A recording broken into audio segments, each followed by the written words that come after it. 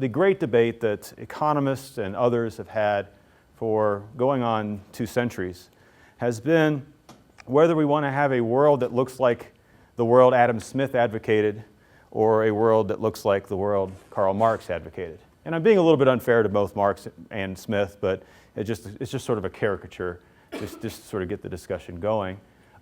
Smith's worldview was a world of private property and freedom of exchange, a world of limited government, what today we might call classical liberalism or even libertarianism. Smith was no anarchist. He did see a role for government, but it was a very minimal role for government. I think Smith would be considered a libertarian by today's terminology. Smith basically advocated a system of natural liberty where people should be free to go about their economic lives without much interference from the state. In contrast, Karl Marx, and this is, again, a little bit unfair to Marx and what he wrote, but Marx's name anyway has become identified with another worldview, a worldview of centralized planning, a worldview that says people should not be allowed to freely make decisions about economic life. Economic life needs to be controlled with some sort of plan. And the plan, inevitably in practice, has been a plan instituted by the government. So these are the 2 extreme worldviews. And in real life, countries all pursue elements of Smith and elements of Marx. But this great debate, what's better? Smith's view of the world or Marx's view of the world is sort of an all-consuming debate for 200 years almost. Now, I remember when I was your age. I was a college student at Ohio University in the mid-1980s. And most of you were not alive, I imagine. But and we would have these debates amongst my friends. Now, I was a very early adopter of the Adam Smith view of the world. I sort of immediately gravitated towards thinking that made a lot of sense to me, that a world that relied on private property and markets and what I would call economic freedom was a world that was going to do better and look better and feel better than the other view of the world. But most of my friends were socialists of some stripe or another, or Democrats at least. And I'm not sure that there's much of a difference anymore. That's another discussion. And these were good friends of mine, and we would have these wonderfully intellectually stimulating debates with the assistance of liquid courage deep into the evening. And it was wonderful fun, and some of my best memories of college were arguing these deep philosophical, political philosophy questions and economic questions. But one of the things that dawned on me as I was getting older and turning into a graduate student and learning to become a professional economist is that the debate ultimately took us nowhere. I cannot remember a single one of my socialist friends who I convinced that I was right. And likewise, none of them made any headway on me. So we had these wonderfully stimulating debates, but if you think about debating as being some sort of search for truth, it sure as heck wasn't getting us there. We were arguing and enjoying the argument, but it wasn't really getting us to a resolution like you think a debate's supposed to, okay? And it got me to thinking as I was in grad school and I was working with Jim Gortney as a graduate student. He was my professor. I said, how would this sort of thing work if it was a natural sciences debate? What if we were 2 chemists? What if you had 2 chemists? And one chemist said, well, I have a theory, and I've got some calculus or I've got some analytical chemistry formulas here. If you know, I don't know anything about chemistry, but go with it. And I think that if you mix these 2 chemicals together, it will smell like roses. We'll have this wonderful aroma of roses. And another chemist, a similarly skilled analytical chemist, says, I've got my formulas, my chemistry, my theory of the way these things works, says if you mix those same 2 chemicals together, you're going to get a smell of rotten eggs. And these 2 chemists would argue with each other. No, my equations, see, my equations are right. And the other guy says, no, your equations are crap. My equations are right. And would these 2 guys just argue and argue every night, night after night, for years and years about whose equations were right? Now, what are they going to do? They're going to go to the lab, they're going to mix the 2 chemicals, and they're either going to smell like roses, or smell like rotten eggs, or smell like neither, and they're both wrong. But they're going to settle this debate like scientists. They're going to settle it with an appeal to empirical evidence. All right? And ultimately, this economic freedom of the world project that I want to talk about with you today is an attempt to settle the great debate, or at least advance the great debate a little further, not along philosophical grounds, but along empirical grounds. Okay? If Smith is right, then countries or places that look like Smith's worldview will smell like roses. And if Marx is right, places that look like Smith's worldview will smell like rotten eggs. We should be able to tell. In practice, countries pursue different types of economic arrangements, and we should be able to look at the performance and the results in those places to see if which ones work better. So let's leave the philosophical debating about justice and morality and ethics aside for a moment, and let's just act like we're chemists and do some empirical analysis. So that's the sort of setting point for the talk and the project. So let's talk about measuring economic freedom. And by economic freedom, this is the term that we are using to basically describe Adam Smith's view of the world. It's a world where people primarily have private property as opposed to, say, state or commonly owned property. It's a world where people are free to trade with other people without interference in terms of price controls or other regulatory controls. It's a world where you can start a business, you can compete with other people who have businesses. It's sort of a classical liberal free market framework. And we want to measure this. And it's pretty complicated. It's complex. You might say, well, how are you going to measure freedom? It's kind of a fuzzy concept, right? Well, you know, it is fuzzy, but I'm a big fan of measuring things. You know, if you've all studied, some of you anyway, most of you I suspect have studied GDP, gross domestic product, in your econ classes. You know, that's a pretty fuzzy concept too. All of the things we make in a year. Well, think about that. All the things we make. Haircuts, mowing grass, cars, washing dishes, prostitutes selling sex. There's a lot of stuff being produced in this economy. It's a big, complicated, fuzzy blob of stuff. And what do the national accountants do? They boil it down to a number. $12 trillion or something. Okay? So yeah, it's complicated. Yes, it's a little fuzzy, but it's really not that much more fuzzy, in my opinion, than GDP, where we try to put a number on the production of all the people in the United States for a year. That's an incredibly complicated task. Okay, so let's talk about how we do it. I won't bore you too much with the methodology. You're welcome to get the book. It's not an exciting read, if you can see that. This is not something it's just numbers. It's just pages of numbers. It's extremely dull. What we do is we collect data. I collect data. Jim Gortney is actually blind, completely blind. So as you can imagine, he's not very much help when it comes to collecting the data. I should mention, though, that he catches typos really well because he has the computer that reads to him.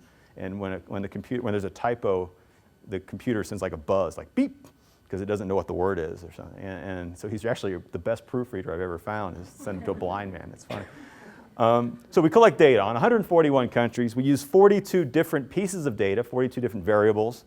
They actually get grouped into 5 areas, and I'll describe the 5 areas next, but you probably don't want me to go through all 42 of them. We'll be here for the next 3 hours.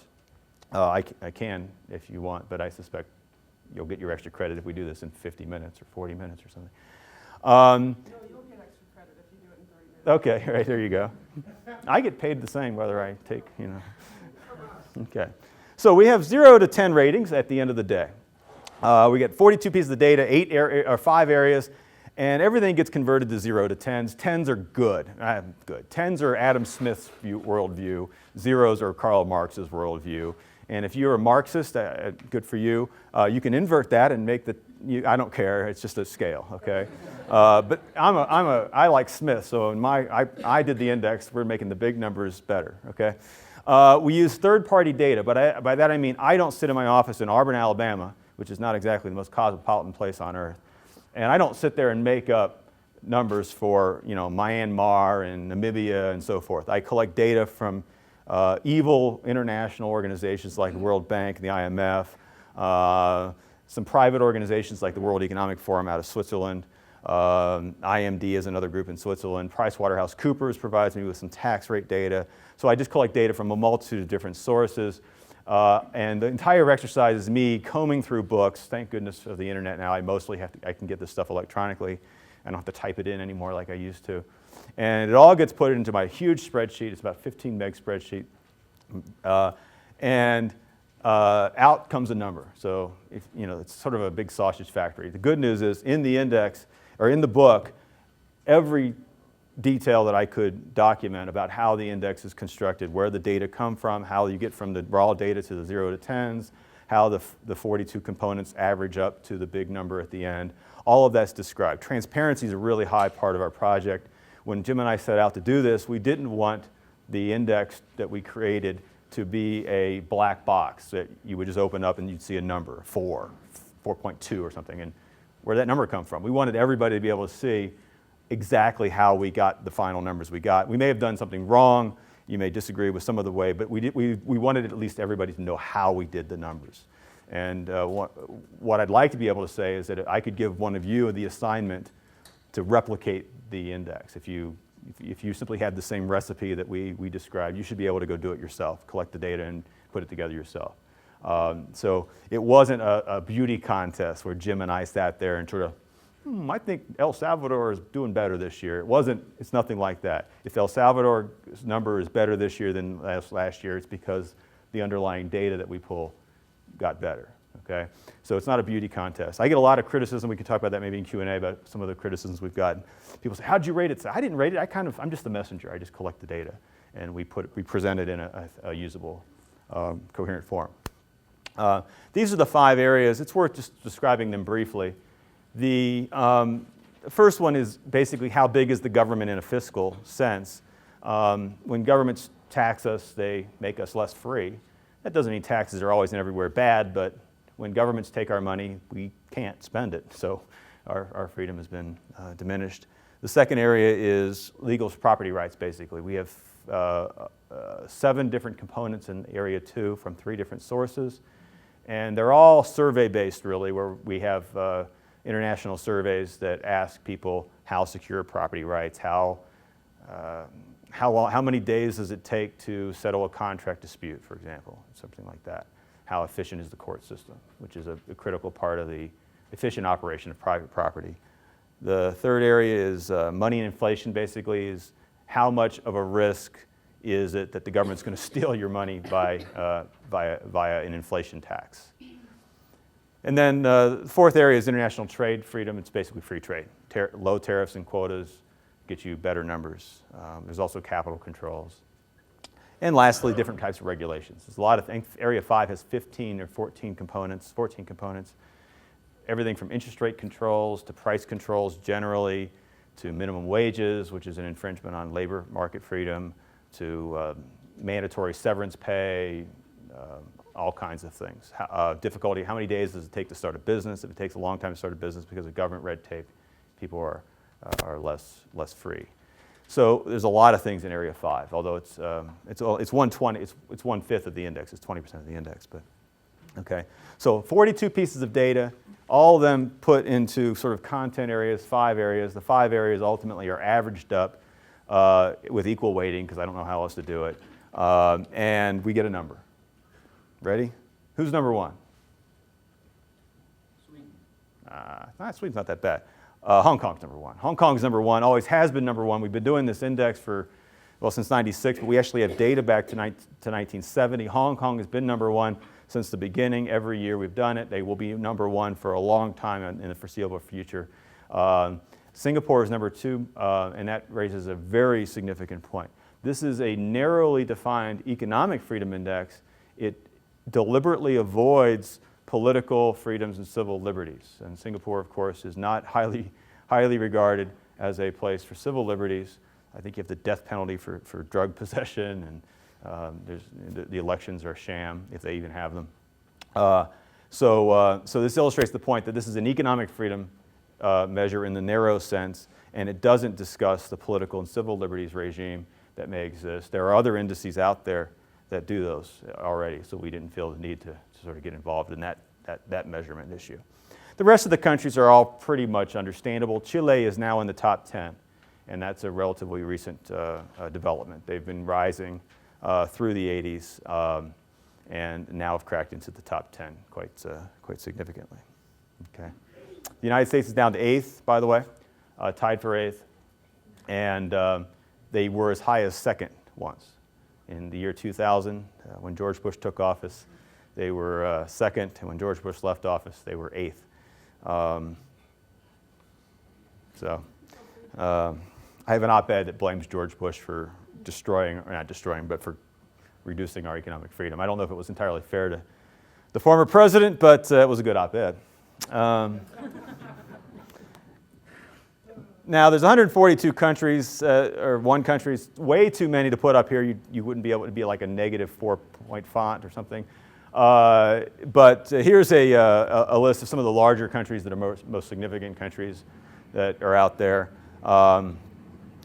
Sweden scores reasonably high. I get a lot of questions about Sweden because for a long time, Sweden was regarded as sort of the iconic socialist welfare state of Europe.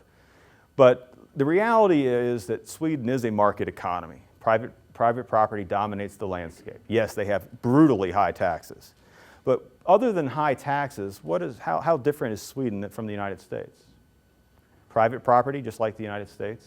In fact, probably better, more efficient court system in Sweden than we have in the United States. What about money and inflation? It's about the same. They're about as stable and secure in their monetary area as we are. Maybe even a little bit better. What about free trade? They're actually a little bit better.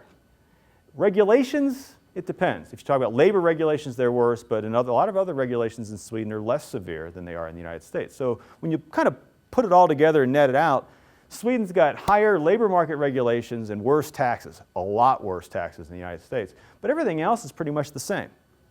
They're a market economy that has high taxes. So they come in about 33rd. Out of 141, that's not bad. It's really kind of incorrect to put Sweden up there as some kind of great, where the government controls everything. They take a lot of taxes from people, but other than that, it's pretty much a free economy, except on tax day, right? Okay, so they don't do as well as the low-tax countries like the United States or Hong Kong or the United Kingdom, but they don't do too badly. Okay. Compared Sweden, though, to India, which is going up because of a lot of Indian economic reforms, but India is 77th. You can't do anything in India without a government permission. You can't open up a business. You can't, nothing happens in India without deep government control throughout the day. And so it's, Sweden is a socialist country compared to Switzerland is nowhere near socialist. Yes, sir? Italy's in that sort of Japan area there. They're a little lower. They're like in the low 20s, I think. Okay. Maybe they're as low as 40, but maybe they might be as low as France, but I think they're a little higher than France. France has been, sorry, Alex. Well, that's why you left, right? But France has been going south pretty bad. China's moving up. The problem with China is that it's a country of about 1 billion people. About 300 million of them are living in free market capitalism like Hong Kong type situation, like Shanghai and so forth. And then about 800 million of them are living in a tight totalitarian dictatorship. So when I sort of look at it overall, China still gets a very low rating, but it's hard to rate China because our methodology gives one country one number. But China internally has everything from the freest places like Shanghai to the absolute sort of worst, most tightly controlled, go to outer Mongolia where you can't do anything without the local commissar, whatever they call him in China, without his permission. So it's a little bit of a strange situation. It's a question mark really in my mind as to how sustainable that is internally. Russia's a disaster. Venezuela, another disaster. Venezuela was, I think, as high as 17th in the world once, and now they're almost dead last thanks to Chavez. And Zimbabwe, you don't really need to pay a lot of attention to the world news to know what a disaster Zimbabwe is. It's a tragedy. Zimbabwe arguably was one of the highest functioning and richest African countries, and people are literally starving now, literally starving. It was an exporter of food 15 years ago, and today people are starving to death. I mean, it's just unbelievable turn of affairs, and they're actually dead last in the index. And if they could go lower, if there were more countries in the index, they'd be lower. I don't have Cuba. They're 142. I don't have them in the index because I don't have data for Cuba. I don't have North Korea. They're 143. I know that, but I could put them in by fiat. I could just make them go in. But again, our rules were if you don't have data, you don't get into the index. So places like North Korea, which are so tightly controlled to the point where they don't even have data. Same thing, by the way, with Saudi Arabia. One of the oil countries that we don't have is Saudi Arabia because they're so closed that it's actually difficult to get quality data out of Saudi Arabia. If you have questions about specific countries, I probably can answer it off the top of my head, but I don't have them memorized, and that's why I bring the book with me, though, so it's all there. That's a little hard to see. Is there a way to do lights at all?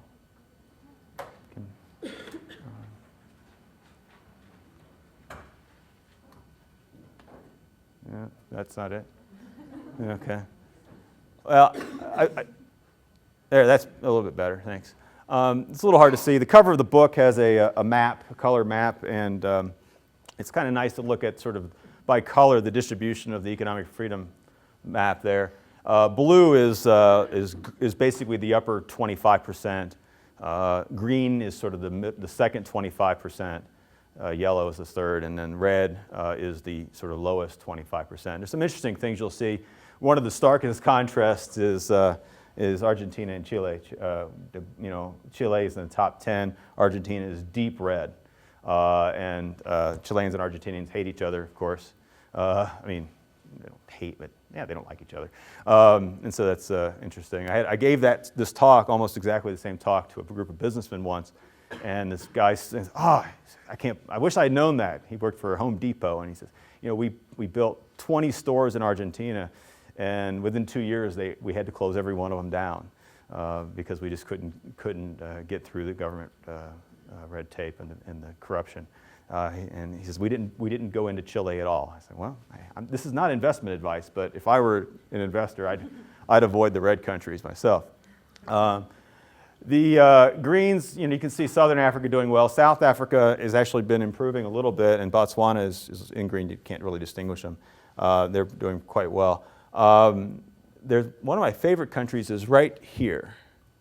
It's blue. Anybody know what country that is? It's Georgia, yeah. Georgia is the fastest economic reforming country in the world. Of course, they were a former Soviet republic. And so in 1990, they were part of the Soviet Union, and today I think they're ranked in the low 20s in the index.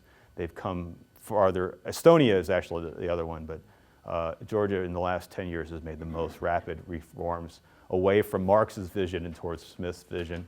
I've been to Georgia a number of times, so I've got a sort of personal attachment to the place. I was actually there during the Russian invasion in August of last year. I'm going again this August, and if they invade again, I'm not going back. There was nothing between where I was and the Russian army except like one Georgian cop. He parked his car across the road. That was that was it for. Well, thankfully they didn't come, but anyway. So there's some really neat things going on. And the breakup of the Soviet Union is sort of the biggest event in this sort of debate. And you see Georgia and Estonia in blue, and then you see Ukraine in red. I mean, you see some of them really, really moving towards Adam Smith, to use my debate metaphor, and some of them just sort of circling and staying where they came from. The contrasts are stark. The economic performance, the results are also quite stark, as Estonia and Georgia have put up extremely rapid growth rates. Even Georgia's growth rate this year, despite the Russians, is I think going to be 6% in a context of not too many countries growing at all. So that's very good. Okay, let's talk about whether about the. You probably already figured out the answer to the question, but At the end of the day, the reason we built the index was because we wanted to ask some basic questions, and we can do this in a sophisticated way with econometrics if you'd like, but I don't think this is the time or place to go over regression results and t-statistics and r-squares and things like that. Unless you want, I can pull them up, but you probably don't. So we're just going to look at some basic data, mostly telling the story that I think we've learned, and a lot of this stuff I think we already knew. So most of the charts that we're going to present have break up the world into those quarters, quartile, I should say quarter really, but the first 25%, the second 25% group, the third and the fourth, and then you get the average within each group. And so this is the average level of income. It's GDP per capita measured in purchasing power parity dollars, if you care. The average income per person in the top three quartile, most three quartiles, about 30,000, and it's about 1/9 of that in the lowest quartile. It's a very something I think most of us knew. But you know, this was not obvious to my friends in 1985. In 1985, when I was a college student, it was a legitimate, debatable question as to whether or not market-oriented societies would be more productive or less productive than command and control and regulated economies. People, smart people, Paul Samuelson, Nobel Prize-winning economist, smart people claimed that centrally planned, regulated, government-run economies could outperform market economies. I think that is I thought it was wrong then, but now I'm pretty doggone sure it's wrong. The data don't back that up at all. It's a very, very strong relationship. This is one way of showing it. You could show it other ways. But bottom line is places that look like Adam Smith's worldview are richer than places that look like Marx's worldview. The economic growth thing is a little bit more difficult there because the growth process is more, growth is how quickly you're getting richer. It's more complicated, but there's a recent survey by a guy named DeHaan, who I don't like, by the way, but I quote him because he's right on this. That is, economic freedom has a positive relationship with growth. He surveyed like 30 articles, and all 30 of them had the same result. It looks like countries that are freer are also growing more rapidly. So they're richer and they're growing more rapidly as well. And that's a result that is a little harder to show with a graph, but because you really need to do those regressions to show that, I'm afraid. This is the fallback position. My socialist friends, if I ever cornered them, I would sometimes you'd get one of my socialist friends to say, yeah, you're right, Lawson. Markets, they do seem to be a little bit more productive. It does look like market economies are richer than command and control economies and regulated economies. I'll concede that. But, here's the but. The but is, but market economies screw the poor. There's too much inequality of income, right? That's the fallback position for my socialist friends. They may admit that market economies are productive, but then they'll say, but they're unfair. There's too much inequality. So again, a number of ways to show this. My favorite way is this way. This is the income held by the lowest 10%. If you look at the bottom 10% of any society, you can ask, what share of all income does the bottom 10th earn? And what do you see there? There's not a lot there. The bottom line is income inequality exists all over the globe. And you can look at all the countries in the world, and you're going to find basically the bottom 10th of the population earning somewhere between 2 and 3%, 1.5 to maybe 3.5% of total income. It doesn't matter whether you're in a market economy or a centrally planned, regulated economy. It seems that there's inequality, and it's everywhere. Some places have less inequality than others, but the key is it doesn't correlate at all with whether you're a market economy or not. So it's simply not true that market economies are dramatically less equal in the distribution of income than non-market economies. And you can show this with other data like Gini coefficients and so forth. I use this because it's easier for most people who don't know economics to understand what the 10th is, or Gini coefficients, that unless you've had a class and know what that is, it's not so easy to explain that to a journalist, for example, what a Gini coefficient is. So it's not true that market economies have more inequality. Simply not true. I think it's a lie. You hear it a lot, though. You hear it a lot, and I think it's not true. There is one thing that I do know is true, that if you are in the bottom 10th of the population, you're better off being in the bottom 10th in a free country, because the bottom 10th in a free country is also going to be most likely in a richer country. So this is the income level of the people in the bottom 10th.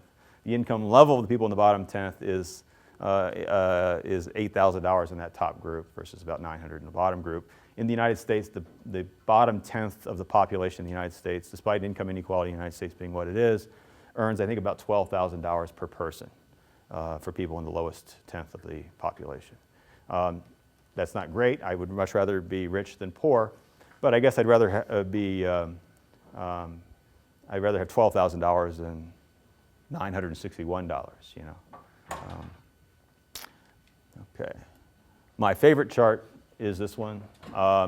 Economists are criticized, accurately, justly criticized for emphasizing numbers and dollars. And I started off with dollars, GDP per capita, growth rates, you know.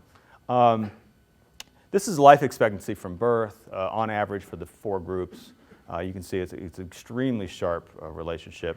Probably is just reflecting income, but nevertheless, this illustrates that we're not just talking about dollars and cents here. We're talking about how long you live, for example. And living 79 years versus living 58 years, you know, that's the difference between seeing your grandchild get married or not. And that's not just dollars and cents. That's not whether you have a car in the driveway. That's whether you get to watch your granddaughter get married. In a lot of places in the world, you are dead statistically before your grandchildren grow up, and that's a huge human loss to so many people around the world, and it runs with economic freedom. Probably again, this is reflecting income. Richer countries can buy more health care and refrigeration and all kinds of things, but nevertheless, it puts a more human face on it than dollars and cents. Notwithstanding my mountain climbing fetish, I don't claim to be much of an environmentalist, but I understand there are people out there who place high value on the environment. This is an environmental performance index. Some left-wing commie pinko group. I'm exaggerating, I know. It's rude, dude. Okay, well, I apologize. Some group, I think it's at Columbia University, puts out this environmental performance index. They do a 0 to 100 scale. Higher numbers are better. There's a whole bunch of things that go into it. It's everything from air pollution to land and water pollution and different things. And I just on a whim threw this in. And again, I think this is reflecting income more than anything else. But places that have more economic freedom have better environmental performances on average. Mostly probably reflecting higher income. Higher places that are more productive can afford water treatment plants and scrubbers and catalytic converters in their cars and a number of other things. And poorer countries simply can't. So again, I don't think this is directly causal, but it's reflecting the fact that, you know, it's not obviously the case that market-oriented economies and rich economies have worse performance environmentally. And some things they probably do, but in general, they generally don't. And that's the result from that. There are a few academic studies that have come out recently. A friend of mine named Mike Stroop has a few papers on this showing that same thing. Now this takes a little explaining. This is political rights and civil liberties. I mentioned that our index doesn't include democracy, freedom to own a party, or freedom to enter politics, freedom of speech, religion, so forth. There's a group called Freedom House in New York, which does indexes along those lines. I should mention that their index is I think it's backwards. For them, lower numbers are better. And I guess I could have inverted it, but to make it run like the other charts. But so lower numbers mean better democracy, better political freedom, better civil liberties. Okay? So this is the pattern here is the one I hope to show, right? I hope to show that more economic liberty. There's not a great trade-off. The bottom line is not a great trade-off. If you're going to pursue a market economy, you don't have to give up your democracy. You don't have to give up your civil liberties. Singapore stands out as one of the countries that's really off the charts. They're very high on our economic freedom index, but fairly low, especially on both of these political rights and civil liberties index. But Singapore is an outlier. There just aren't that many cases. Most countries that are free economically also pursue relatively liberal political and civil regimes. There have been other examples of weird cases. Chile, of course, began its economic reforms under Pinochet, who was no liberal. And so you have other examples like that. But you also have cases of liberal regimes politically, like India, that have been pretty tightly controlled economically. So there are exceptions, but the general pattern is quite strong. Democracy and economic freedom basically go together. There's no great conflict, at least in the aggregate, between those two. This is a different chart. I just copied this out of one of our annual reports from 2005. There's a guy at UCSD, Eric Gartsky is his name. He's a top political scientist. I think UCSD might be the #1 rated PhD program in political science. And he is there, and he studies war. And they have these wonderful databases in political science. First of all, they have some definition of war. I think to political scientists, war is when two nation states have a conflict and something like 1,000 people die. That's a war. I think it's the sort of textbook political science, definition. And so he's got, there's hundreds of countries in the world, and so there's all these opportunities. Countries can go to war, and most of them don't. If you look at, country pairs, it's usually 0. There's no war. U.S. and Canada, 0, no war. U.S. Iraq, 1. We got a war. Okay, so he has this huge database over time looking at the propensity of two nation pairs to fight. They call them dyads, to go to fight a war, and he looks at the our index of economic freedom. And as you go, the black line's the main line, the dark line. As you go from less economic freedom to more, the probability of having a military conflict drops dramatically.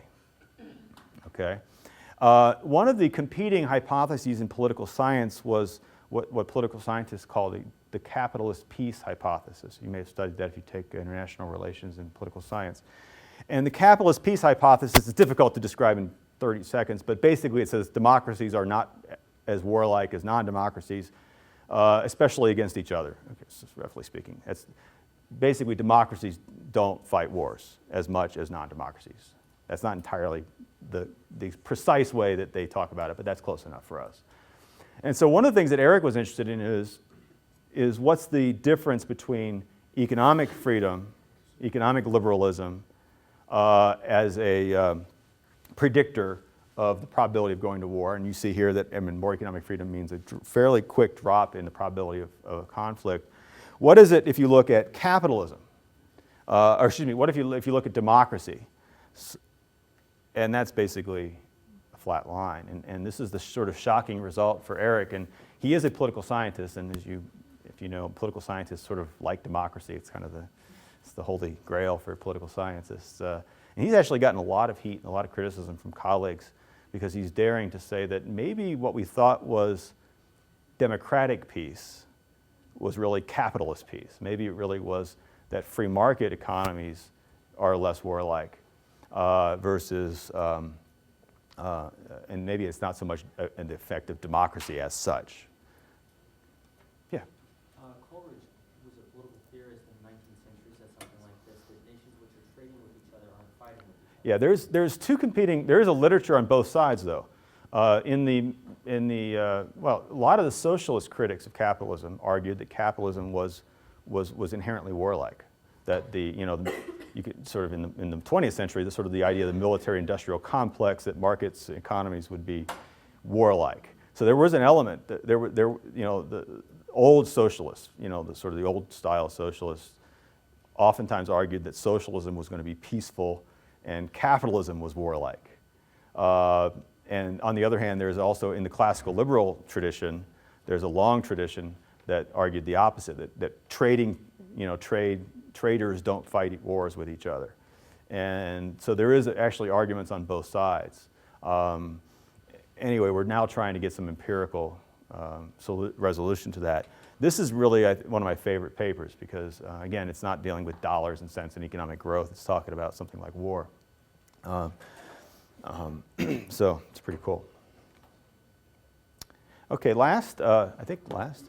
The website that is some marketing genius at the Fraser Institute, which is our publisher, came up with this. I really dislike it, the freetheworld.com. I really think it sounds cheesy, but anyway, that's our website. And you can go there and you can download the book. You can download the data if you're taking econometrics or data analysis type class. There's a wealth of data that you can download and play with, run regressions or whatever it is you do. You can also download the previous reports. One thing I'll put a plug in is that each report has a special topic chapter. Last year's report had a chapter on poverty, so if you're really interested in poverty, there's a chapter on that. Last year we had one on foreign aid written by Bill Easterly. We had the one on war written by Gartsky. So each year there's a topical chapter that accompanies the data. The reason we do that actually is because the data are pretty much the same every year, some changes. So we needed to put a topical chapter in the book every year to give somebody a reason to check it out every year. But that's become, it's becoming kind of a big deal now. Everybody's kind of interested in what the next topic is. This year's topic is, you might not be surprised to learn, is the financial crisis and economic freedom. There's some topical chapters on that. Okay, and I think that's it. I'll just leave the map up for now. I'm done. Thanks.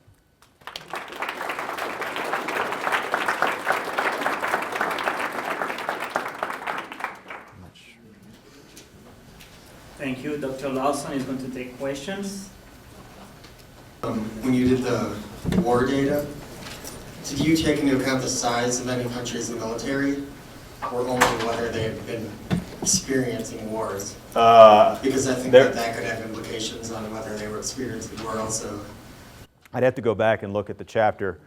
There were other control variables in the study, a variety of control variables. I think he used some of the normal ones like ethno-linguistic fractionalization. Proximity is a variable, actually. Countries that, New Zealand is not likely to fight a war with Luxembourg, if only because it'd be logistically difficult, So there were control variables in there. I don't know about size of military or whatnot. That's an interesting question. One of my favorite countries is Botswana, which spent the first 25 years or so of its existence without a national army. And I'm intrigued by nations who simply say we're not going to have an army. And surprisingly, no one invaded them. I mean, Zimbabwe or South Africa could have just rolled the tanks up and taken them anytime they wanted. There was nothing to stop them, but no one did. So it's kind of an interesting example. Probably need to go to the microphone, though. I'm okay. I speak loud enough. You guys can hear me, right? Well, I think it's being taped. That's the only issue. Oh, but, okay. Yeah. All right, I'll do it. Although I can repeat the question, too.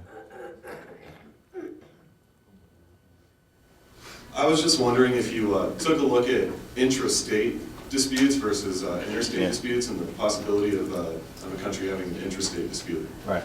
Yeah, I know there are data on that. I haven't seen a study on it. That's the short answer. There are people that study what common people call civil wars, but I haven't seen one that used economic freedom anyway. And again, since I'm really an economist, I don't really follow the political science literature as closely as I ought, I guess. But it'd be a great question to look at.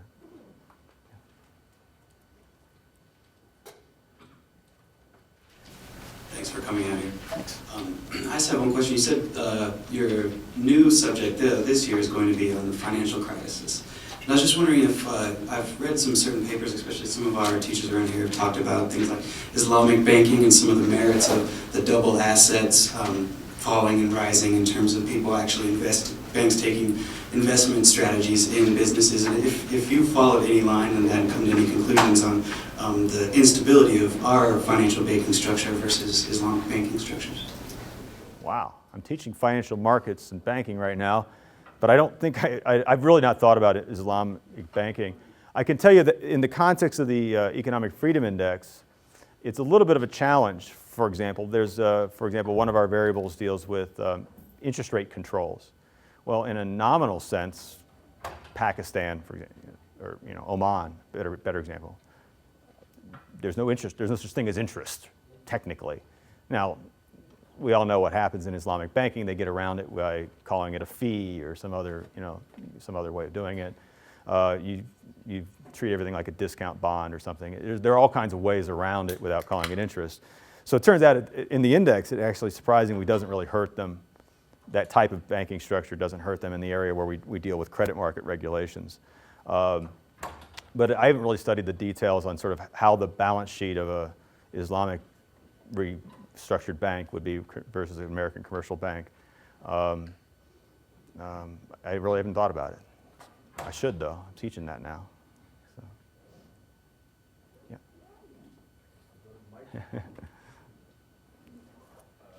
I think Zimbabwe was like last on your list, and their inflation rate is like some 500 million% or something like that. Right. So is it true that that was really only 20% of the factor for them?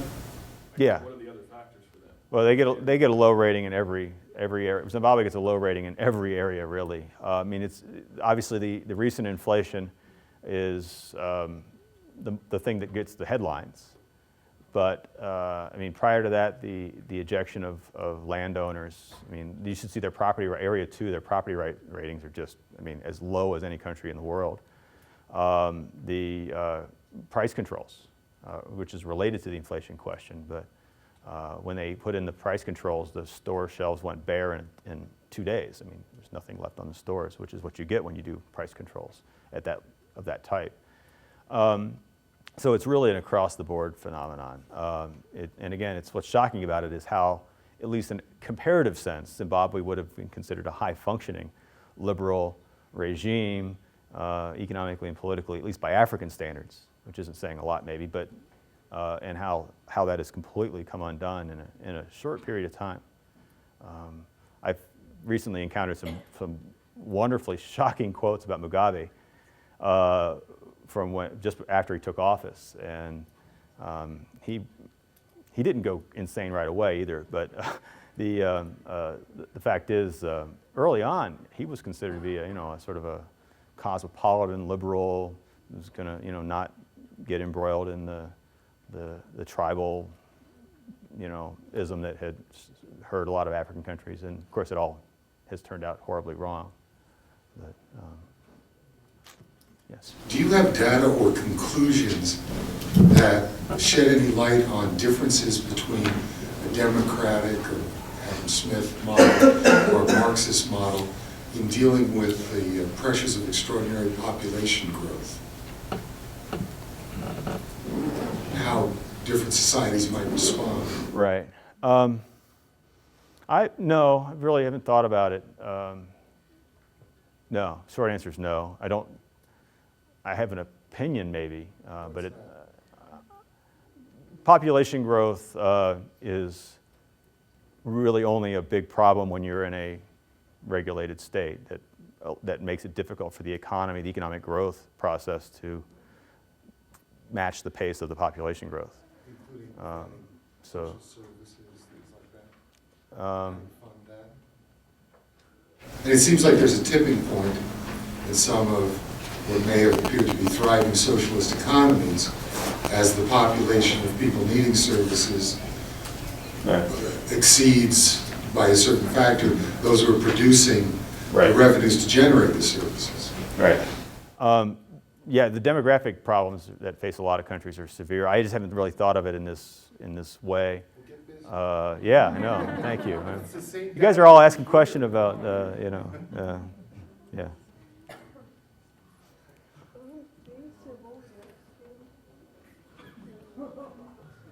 It's all about civility in the academic world.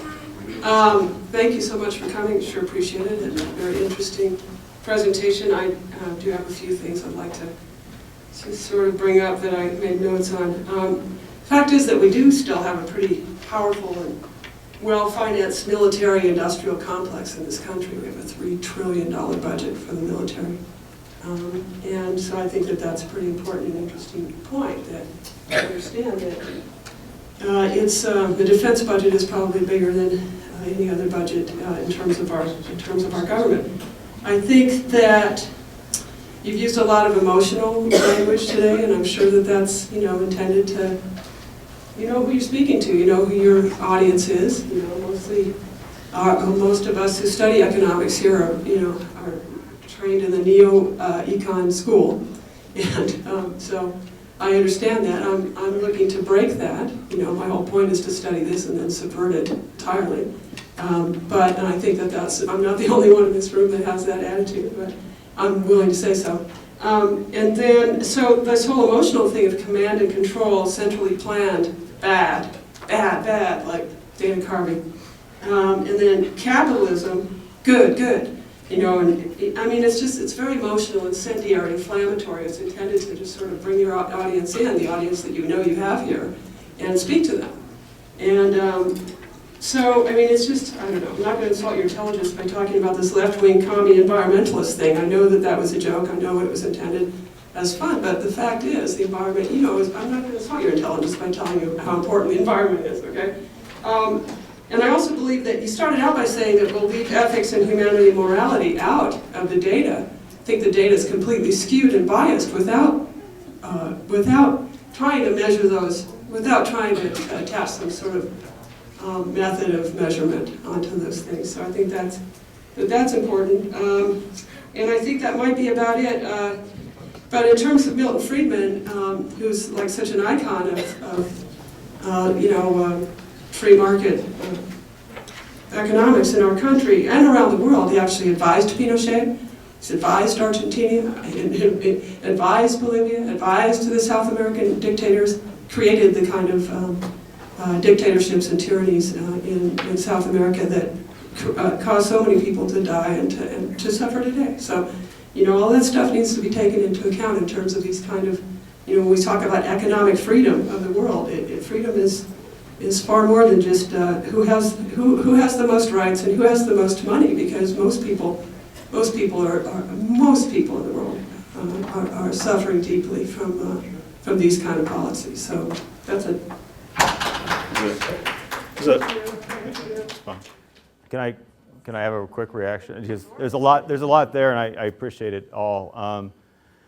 You know, just a couple of quick responses, and I appreciate the remarks. I think we actually might be closer on the military thing than you appreciate, although Social Security is larger than the Department of Defense. But as a matter of fact, but leaving that issue aside, I think it's unconscionable. In fact, the U.S. is a huge outlier. The U.S. is both a capitalist country, relatively speaking, and a democracy, relatively speaking, and it is extremely warlike. And so, contra Eric Gartsky, the United States is the one very big outlier in his analysis. So you have to understand. I appreciate that, and I think it's a shame. I'm embarrassed to be an American on that front. Now, I think your Friedman thing at the end is 180, just completely wrong. But I want to actually address the emotionalism thing, because I actually, you're right. I undergraduate lectures, it's usually more effective to be a little flippant and fun. But actually, if one of the things I've learned from this project that it's taken me some years to develop an appreciation for, is how much more civilizing it is when we talk about data.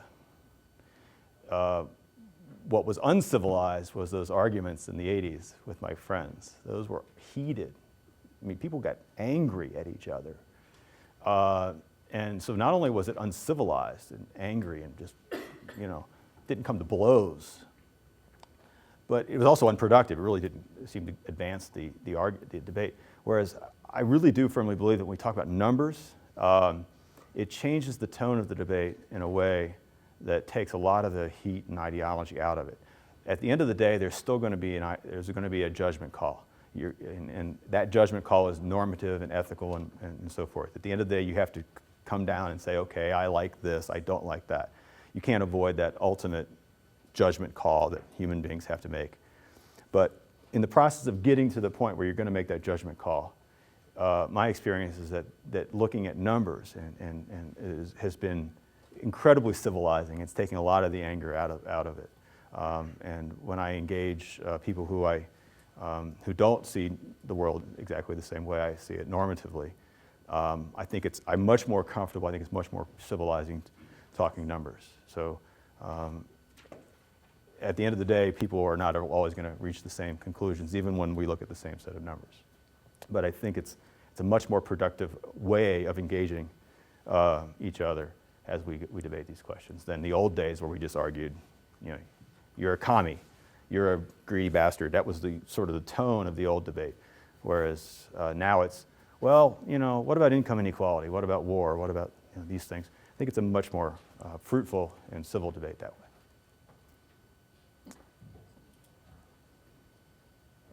Is that the hook? Along with your index, I also know that the Heritage Foundation and Freedom House also produce indexes, relatively similar to this. I was wondering if you have any criticism of those that led to your specific index? Well, the Freedom House indexes I have no criticism at all. They do political and civil liberties. We do narrowly defined economic. So I look at them as companion fellow travelers, and I use their data extensively in my research. And, there are other data out there that do, like Polity 4, which is a good data set too, but it does political stuff. With respect to Heritage, though, that they are a competitor with me, and so take everything I say with the appropriate grain of salt.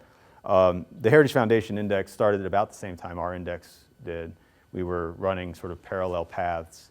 Some of the participants that started their index actually participated in our series of developed projects that led up to our index. So there was a lot of overlap in terms of personnel and so forth. Ultimately, they decided to do an index, and we decided to do an index, and we've been going separately since. Needless to say, I think Mars is better. That's going to be obvious. But the big difference between the two indexes is that ours is this transparency and data-driven aspect of it, where you open up the book and you just see gobs of numbers and citations. So you know exactly why India got that number.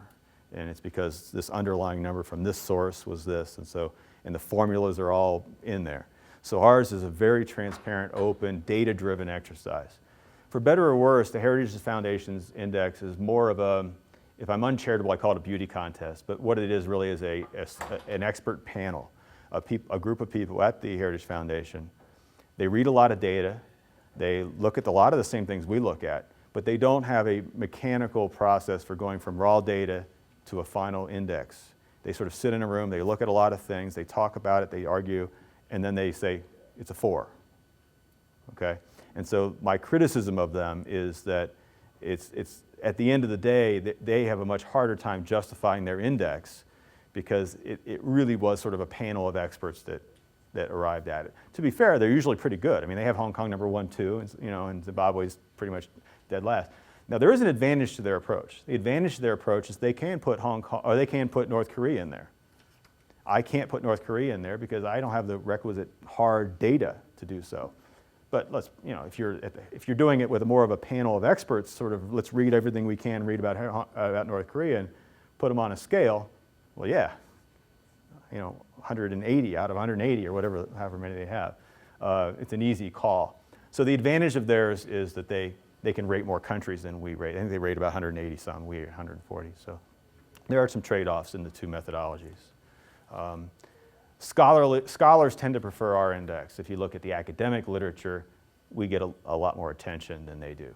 The Heritage Foundation has also got a lot more funding than we do. And so in journalistic circles, you'll see a lot more, I think, more references to them in like newspapers because they just have a much more sophisticated PR staff, and that's not a bad thing. It's just that we're a bunch of egg-head academics. We don't think about press releases and things like they do. So.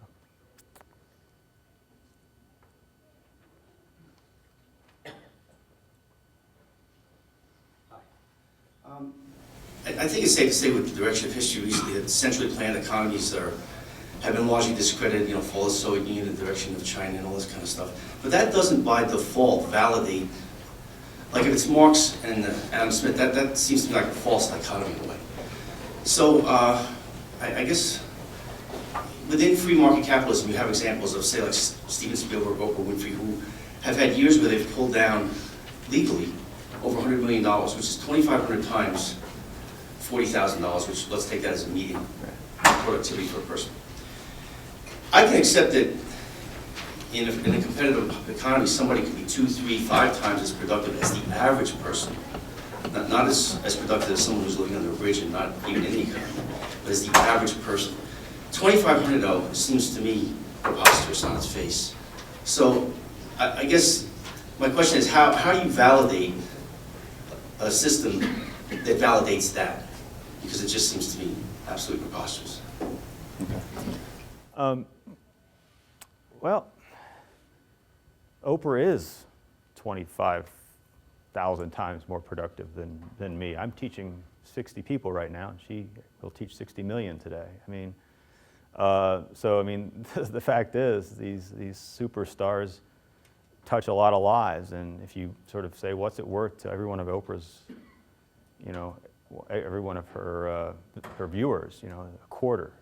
If each of her viewers only likes her to the tune of a quarter, add that up, and she's, if my students like me at $10 a piece, I still don't even come close. And I don't think I do, by the way. So, the fact is, these people are highly productive, as demonstrated by the choices of the customers who they serve. What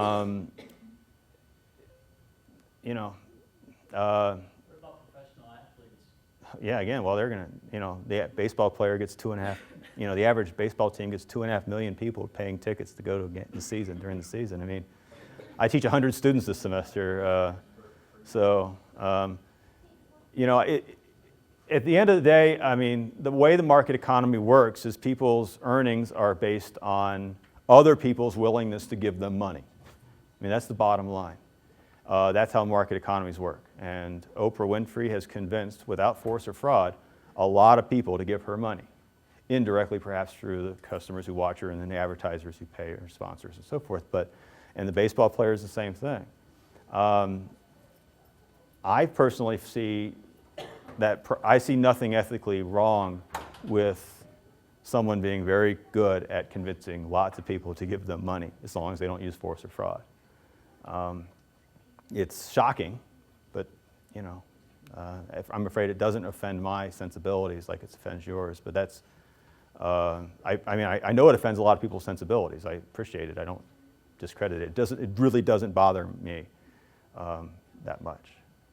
I do get bothered when kings and queens have that kind of wealth, because they don't acquire kings get a lot of people to give them money as well, but they don't do so voluntarily. They steal it. They threaten people with imprisonment, and that's a completely different process that I do have an ethical concern about. So I guess my thought was that people like Oprah and Alex Rodriguez are, on an economic basis, benefiting from some type of an anti-competitive situation which allows them to redistribute income at no cost to themselves, because part of the competitive system is cost-based. Her costs are not 2,500 times as much as my endorsement. So therefore, by definition, she's probably benefiting from some manner of income redistribution via non-competitive. Any thoughts on that? Well, it's clear that she is, in economics terms, she's earning rents. She's earning a rate of return on her human capital in excess of what's necessary for her to stay in business. And that's because she has this unique skill of talk or whatever. And Rodriguez has this unique skill of being able to hit a ball 500 feet or something. And that is not competitive. I wanted to be a baseball player. I grew up in Cincinnati, so I'm a huge baseball fan. But try as I might and hard as I worked, it wasn't going to happen for me. And most of us end up in environments that are more competitive. They earn rents. They earn rents. Market economies tend to dissipate rents, but not 100% in every case.